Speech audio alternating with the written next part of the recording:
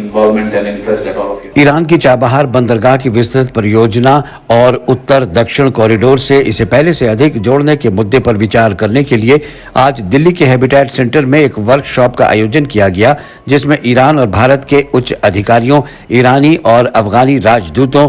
मध्य Asia और कफकास के देशों के कूटनीतिज्ञों, भारत की ट्रांसपोर्ट यूनियनों और जहाजरानी की निजी कंपनियों के प्रतिनिधियों ने भाग लिया। इस वर्कशॉप में भारत की बंदरगाहों, पोतों और जल मार्गों के मंत्रालय के सचिव डॉक्टर संजीव रंजन ने चाबहार बंदरगाह के विस्तार की परियोजना का समर्थन करते हुए कहा कि हम इस परियोजना के मार्ग में पाई जाने वाली रुकावटों और समस्याओं को दूर करने का प्रयास कर रहे हैं। इसके जो कॉरिडोर के फ़ायदे हैं कि इसमें हम लोग को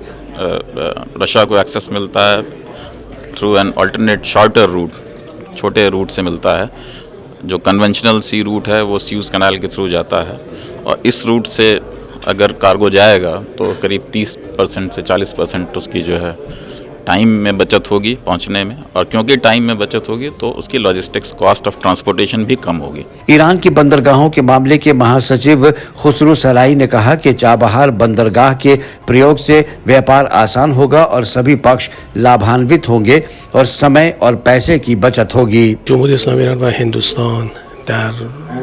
बंदर चाबहार भारत की बंदरगाहों, पोतों और जल मार्ग के सह सचिव सुशील कुमार सिंह ने कहा कि चाबहार परियोजना पर भारत और ईरान के बीच सहयोग जारी है, और यदि ये परियोजना उत्तर दक्षिण कॉरिडोर से मिल जाए तो इससे क्षेत्र के कई देश लाभान्वित होंगे।